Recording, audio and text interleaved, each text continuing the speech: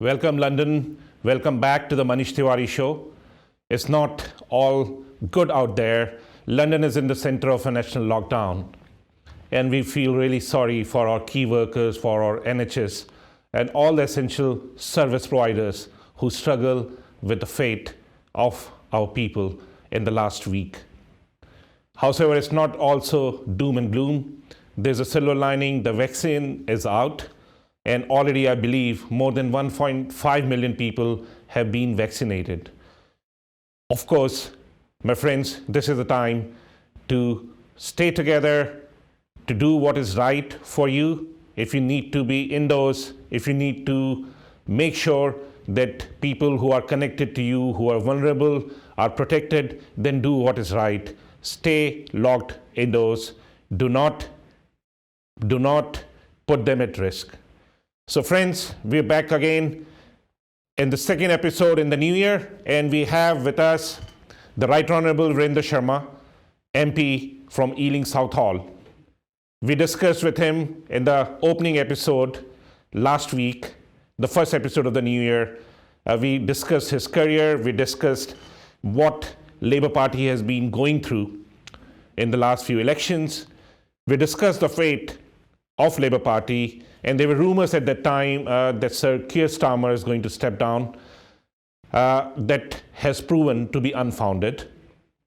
We also discussed his popularity and his access to people. He's one of the most accessible MPs, someone who has been at the forefront, who comes out, meets his community, and is known across the United Kingdom, at least among the South Asian community. Virendraji, back to the show. Thank you very much. Thank you. Thank you, Virendraji, for being back. Virendraji, last time we discussed a number of interesting facts, and you were quite clear in your communication that Labour has to see better days in coming elections in coming times. We left the show last time at a point where we were talking about your personal life, where we were talking about how you started as a humble worker in the transport, in London Transport, and your journey from there to be one of the most charismatic four-time MP from Ealing South Hall. So Virendraji, would you like to pick up that thread and tell our viewers a bit more about your journey? I mean, any interesting facts, anything that you'd like to share? Thank you very much, Manish. First of all, I wish you happy birthday. Thank you, sir. Maybe 1 or 2 days late.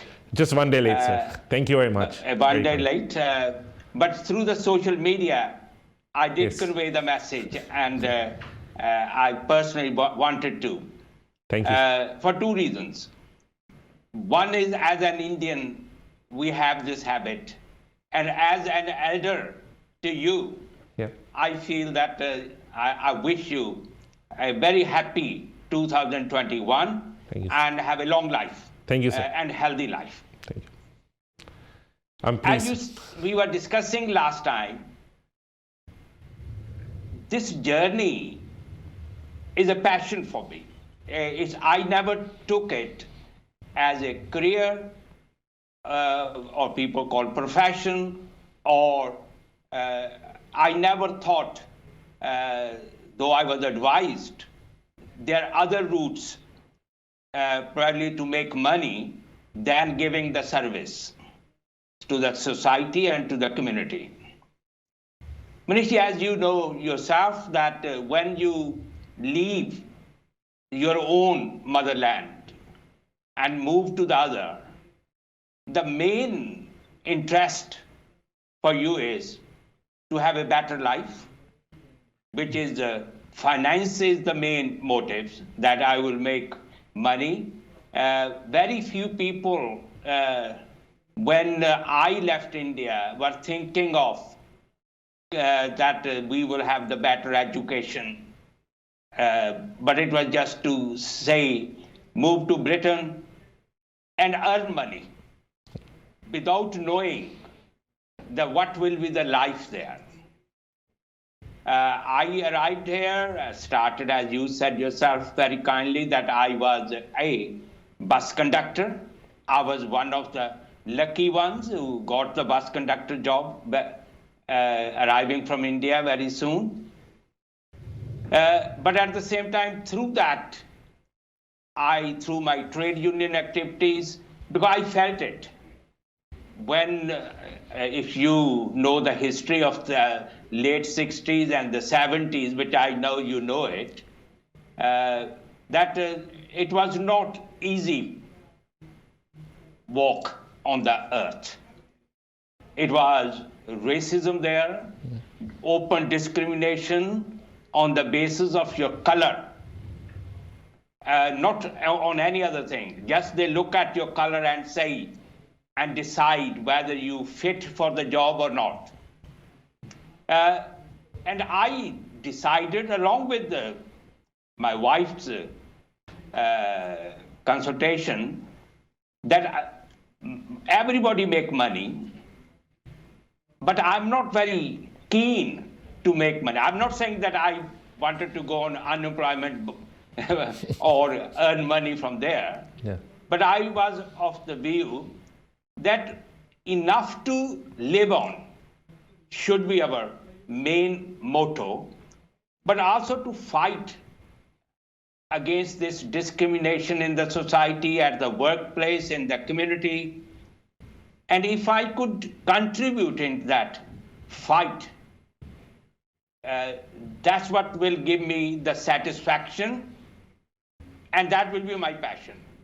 And I always say it, that with her support, then later on my children's support, I carried on fighting against the discrimination, for equality in the society, whether it is on race, on the women issues, disabled issues, elderly issues. If you look at the history of the 70s and the 80s, you will see my name somewhere written when the people were saying that he is part of that campaign or part of that struggle. So that's where my life started. Then mainstream politics come into, because you can only fight while you are in the system rather than outside the system. So we decided, along with my other colleagues and friends, then I became a counselor.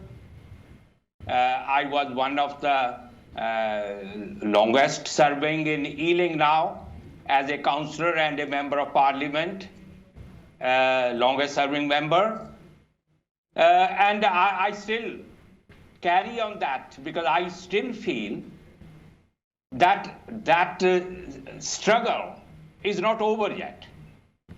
It might have the different routes now, different ways of appearing it, but we have not said that we are equal society.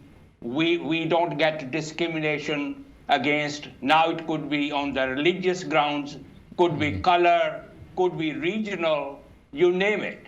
So there's a different ways of discriminating against our communities or within the community as well. So that's where my fight is now, that we need to fight not only outside, we have to fight within the communities we live in, so that we can have a religious-free, equal society. We could have the color-free, equal society. People don't look at your gender before they offer you the job and the position. So that struggle is still on. That is brief my contribution into that struggle to bring the equalities in the society. Very well put, Virendraji. We're going to take a short break and we're going to come back very soon in a minute, and we're going to talk about your biggest political success and biggest setback. Thank you very much.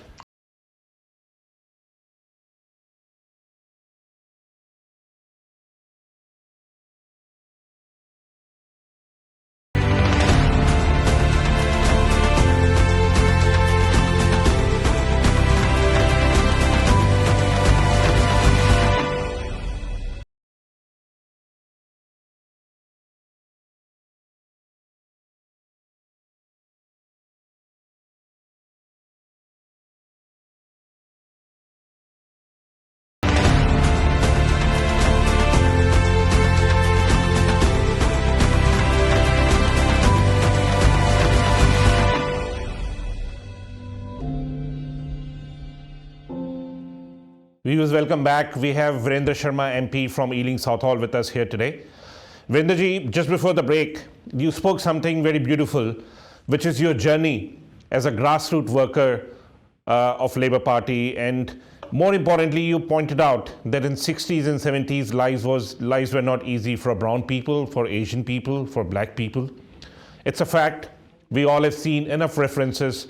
If you read any book or literature from those days, there are references. We know racism did not end. It still continues in different forms and shape. But 60s and 70s were challenging. And you kind of joined politics at that critical point when it had to be fought back. There's suddenly, I see, a lot of successful people from the city, even our present chancellor. They come from largely privileged backgrounds, and they have, in a way, parachuted into politics, which is good, and that's how it should be, maybe. But we should not forget, that we had a long struggle. The BLM movement, the Black Lives Matter movement, was a very timely reminder, at least for the black community, but also for Asian community and all the other communities, that things can change for worse as well. So, Virendraji, when I'm talking to the community, people very often forget. And I do get this kind of smirks and people saying that, these are old school MPs, or these are people from a generation, they do not know the current situation. And I always go back to them and say that possibly these are the giants on whose shoulders we are standing upon. We have an easy life, relatively easy life. We have less racism, or we have equal opportunity because of the hard work people like yourselves have done over a number of years. So Virendraji, welcome back to the show, and I'm going to ask you something about your political life again. What has been your biggest political success, and what has been your setback, in your own words? It's very difficult to answer this question, because you can only assess the situation if you have planned it. If you say, I will go to the school, I will do my A levels, O levels, go to the degree, then I will go and follow one path or the other, right? As I said, that when I joined the mainstream politics in 1969, through the trade union movement, that time I and many others who were my colleagues and my peers, we never thought that we will be the councillors, or I will become this on the political scene. Forget about the member of parliament. Even the basics we never expected, because we never had those role models.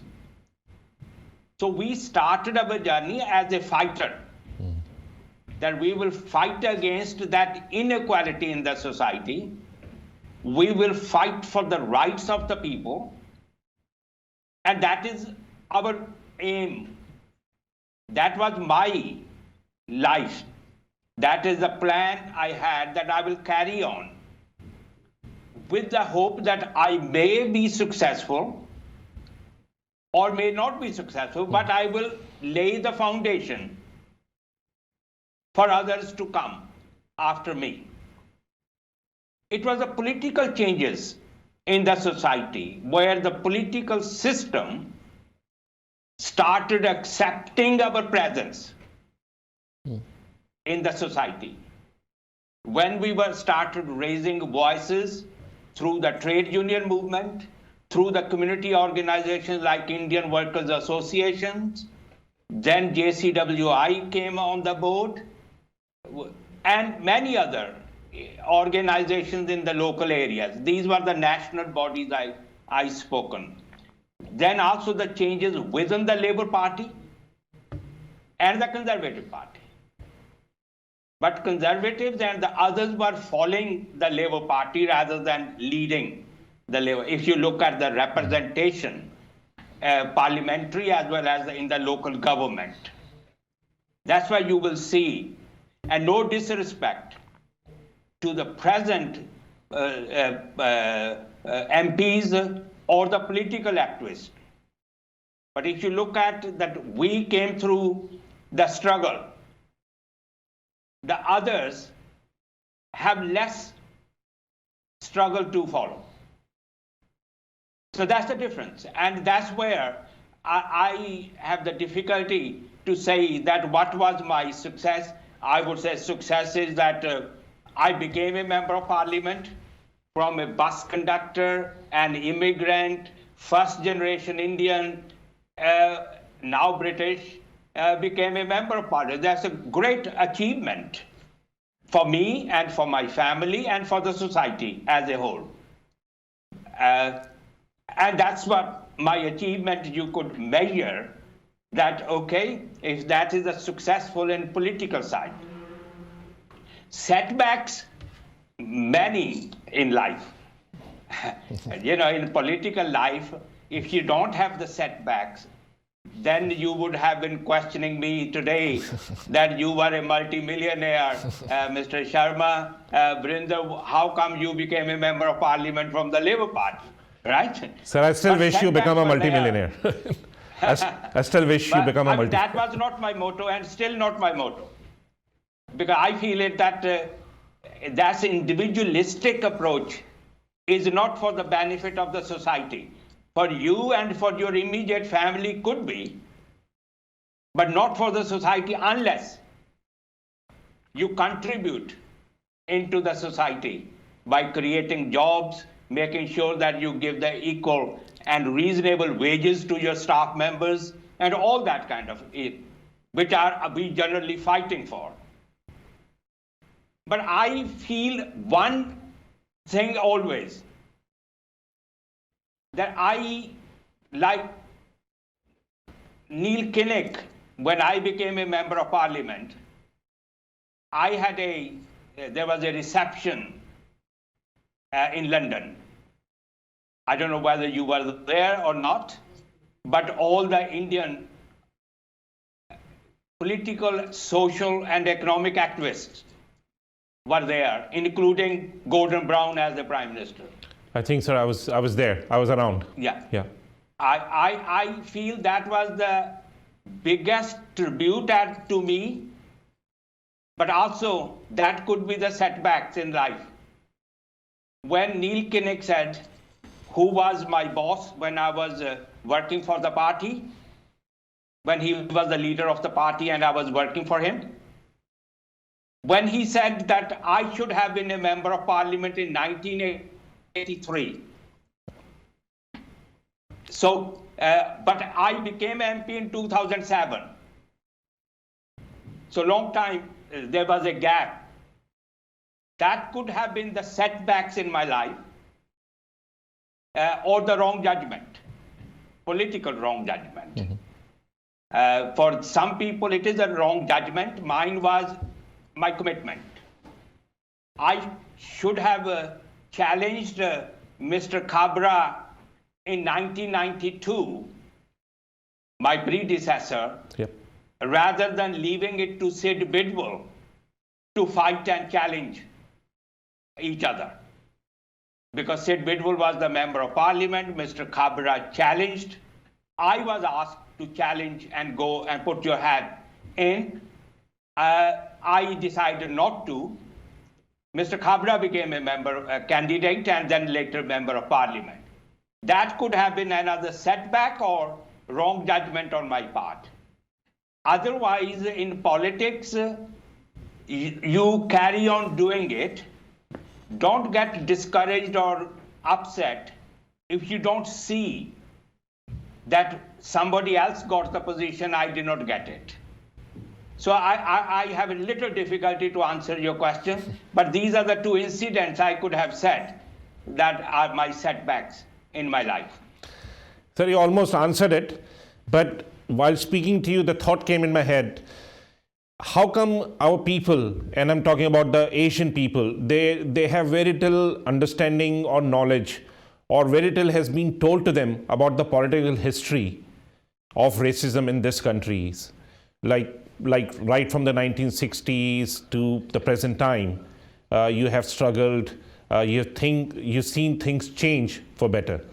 But the awareness level among the present generation is quite low. Did you not ever think that there should be a way to educate them, just the way Black History Month is celebrated and the narration is there that how the black community has risen through the struggles and the oppression of the past? Shouldn't there be some level of education, some dissemination of this information? The trade union days, I mean, how many of us are really aware that there was a struggle? How many of us are aware of that speech which was made about the rivers of blood and so on and so forth? I mean, Anik Powell, the conservative MP, who made that infamous speech. 1968. Yeah, 1968. So shouldn't there be some level of education passed on? I would like to know that. And second thing I would like to ask you is, we have this generation of politicians, which I call them the Eton generation, in the sense that a lot of the Asians who are now in politics come from well-to-do backgrounds, are privately educated, and in a way groomed to be a career politician. So obviously your story is very different. Your story is very organic. You took on something which you felt was the right thing to do, and you became an MP is in the aftermath, is a consequence of that. It was not the ambition, like you said. So here is a different stream. So what do you say about these two things? It's a very important question. And certainly it's a responsibility of the community as a whole. It's not one person's show or a small group of people to do it. We must understand and learn what happened in Fiji, East Africa, many other places. I always say it, that because we failed to be the part and parcel of the mainstream and the main society in those countries. We were financially strong, we were running businesses, we are offering jobs, and all those leading members in the House of Lords, Indian I'm talking about, and in the House of Commons, many of them has come from East Africa and suffered that discrimination when they got the power and they came back to Britain. Another point I always raise it, nobody, except very few, from East Africa, Fiji, went to India and settled. They all, whether they were penniless or the multimillionaires, they came to Britain, from Fiji to Canada and America or Australia. When there was problems and they were forced to leave the countries, the first place they moved to, Europe, America, and Australia. And we need to learn that. We need to understand that. And why, when they were financially controlling everything, they still have to leave those countries. And that's why when I go to the schools, colleges, universities, I encourage people that you must join the political and the mainstream of politics in this country. Because if we don't take part, it's not that everybody can be a member of parliament. Not everybody will be sent to the House of Lords.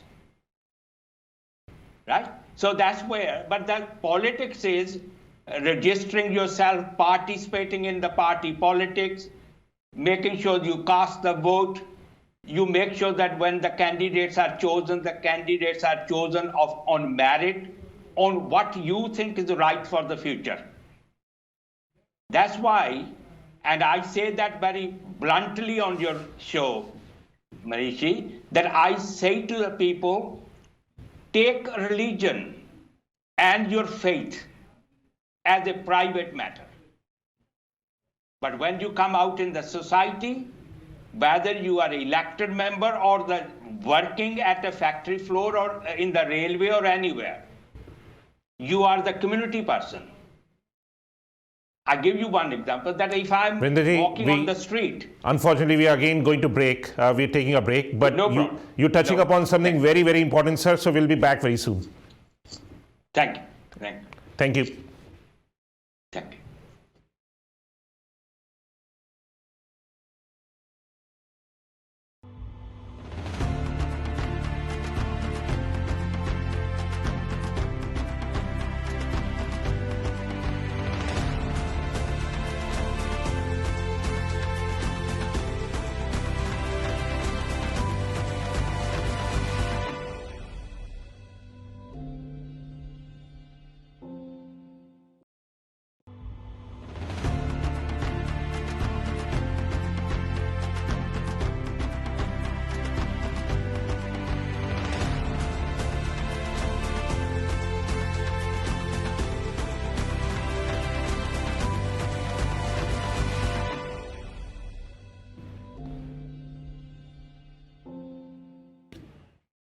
Viewers, welcome back. We have Right Honorable Virender Sharma ji in our studios, MP from Ealing Southall, a record 4-time he has been elected into the parliament.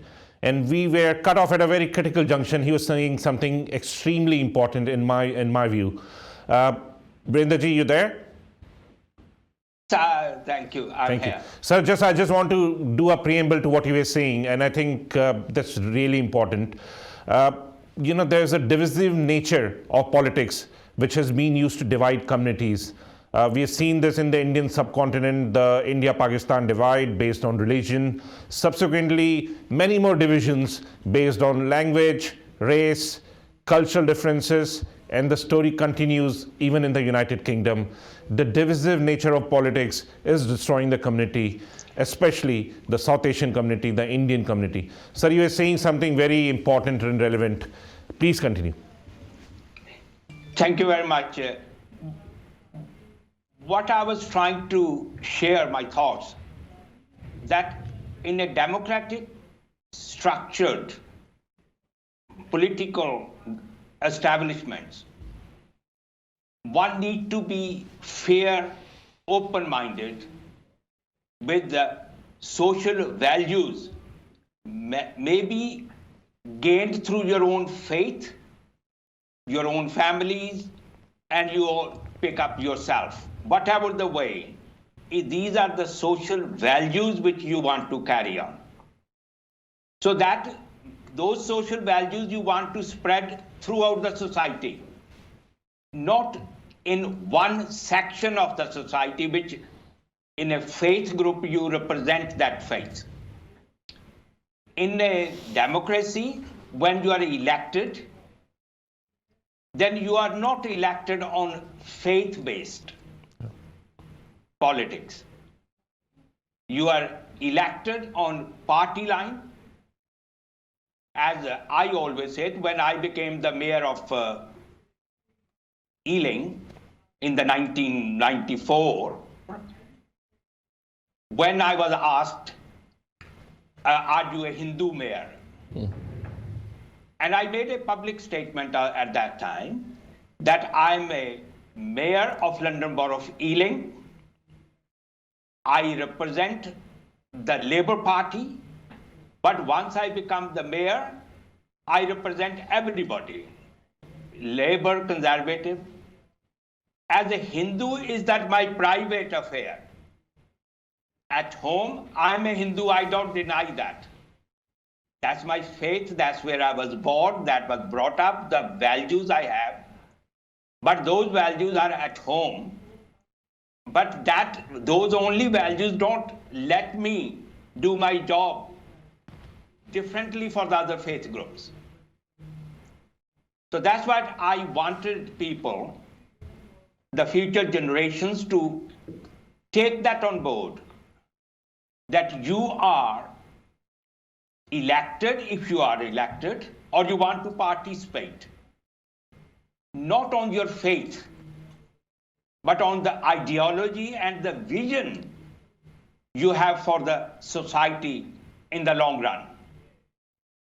Britain or other European countries, no one faith have the monopoly. Every faith have a role to play. But the elected members in a democratic system have only one. That's the vision for the future, and to represent and make sure that vision is fulfilled, not your faith commitment. I agree, sir. Even right now, as we see, there's demonstrations going on in India, and that has a ripple effect here in the United Kingdom, the farmers' protest. I don't know if you'd like to say something about it. If you want to, please go ahead. The other question which I had was, what are the next few years going to be for you? I mean, in the current scenario as an MP, what do you think is going to be your most vital push? Where are you going to be what's your campaign going to be like in the next few years? Where do you think you need to work the most? The first comes on the farmers' protest in India. Very disappointing. A person like me have the two hats. One is a British member of parliament should not be interfering in other countries' internal administrative decisions. Like we would not like people, MPs in Indian parliament talking about Scotland or Ireland Exactly. or Midlands. Correct, sir. Or questioning our immigration policies because it's affecting Indian people. We in Britain will be questioning that, not Indian parliamentarian telling us how to run my country. That is Britain. It's the same way I gave the allowance. But we have one little extra push on us. One, we are the first generation Indians. We come from a village background. Yeah. We still have the relationships. And we still have very strong relationship between India and Britain. As you know yourself, Manish, I chair groups in the parliament, which brings the India and Britain trade and the cultural relationship together, or more close. And that's where we have this little extra responsibility put on us through our constituents and personal relationship. I still say that the dialogue is the only way forward. There's no other way in democracy. That bullying, pressurizing is not the way in a democracy you can achieve. You cannot say there is a dictatorship. Whether we agree or not agree, that whether the procedures in the parliament was followed properly or not, that's the legal system to challenge that. However, I still feel that the farmers and the government should not let the dialogue close. The dialogue should carry on and a solution need to be found. But I must add one other line, which I always say that extra responsibility lies with the government than the farmers itself. Whether farmers are illiterate, farmers are ill-informed, farmers don't get it, but it is the person who got the power. That's the government. So I'm sure that both parties will follow the dialogue and find the solution to resolve this problem. I can only say that beyond that, I don't have a right under the protocol or I don't have the day-to-day information on that. I will ask the people here to concentrate on your issues in Britain. Yeah. Don't spend whole your life on the issues what is happening in India, whether we come from that background or not, whether we still have the relationships or not. So that's where I feel to the people here that we need to work together to fight against unemployment, fight for COVID-19, making sure the vaccine is given. We make sure that the businesses are saved in Britain. If I give you one more example on that, Manish, if India is doing well, business point of view, the prosperity is there, better education, and Britain is deteriorating on those sides, who will be suffering? Obviously, sir, will be suffering. We will be suffering, or our future generations. I won't be suffering because I won't be here for long. Don't say So that. that's where I think. We need you. So the young generation need to concentrate to make sure that Britain remain prosperous. We live in a peaceful environment. We live in a democratic system. We don't want to see the reactionary right-wing forces coming and taking control of the country or the administration of this country. So our focus should be here.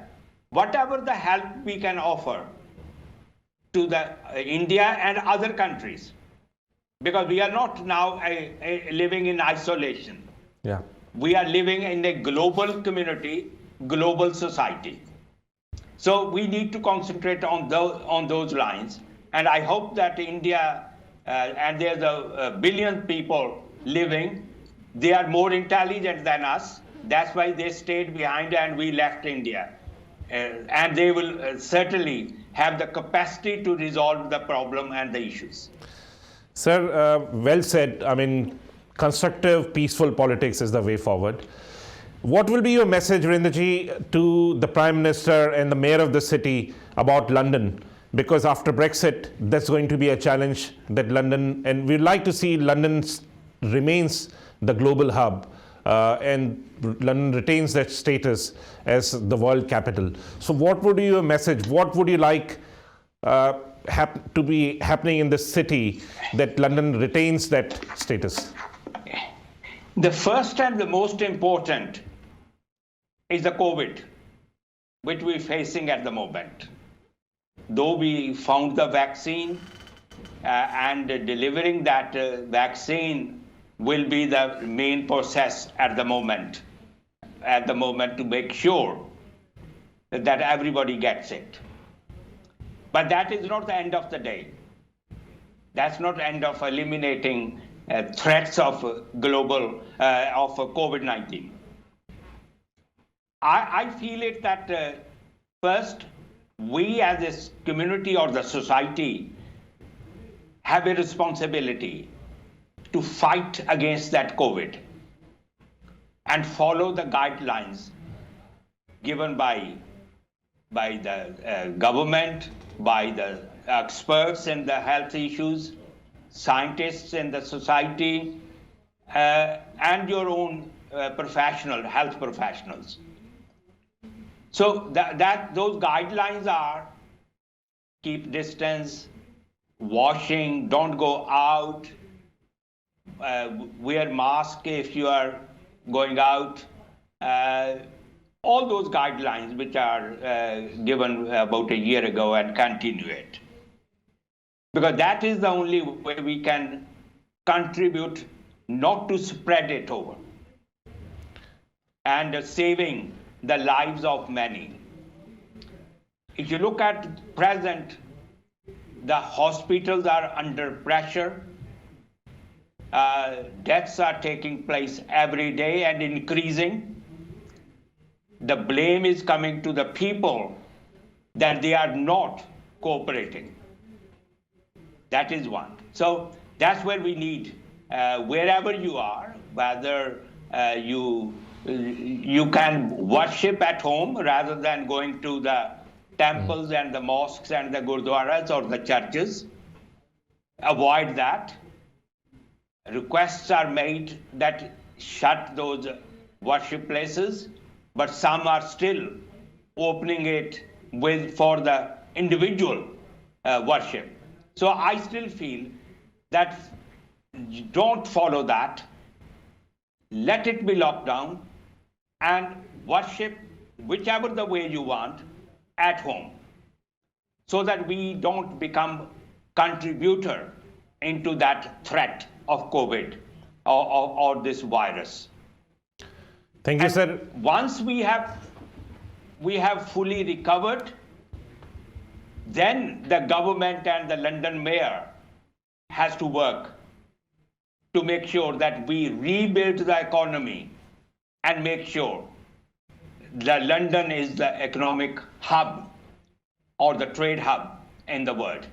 At the moment, anybody giving any suggestion, I don't think it is going to work. Thank you, sir. We are coming to the end of the show.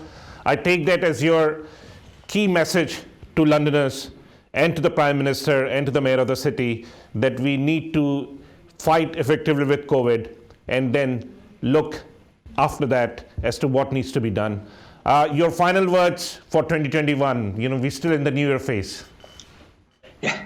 Mine is that be safe, be friendly with each other, make sure that the relationship we have built now as virtually should not disappear, and carry on supporting each other and protecting each other. Thank you, sir. With that, we come to the end of this show. Thank you very much, Rendraji, for being with us and spreading a word of kindness and hope in 2021 with us. Viewers, I'll be back again next Saturday.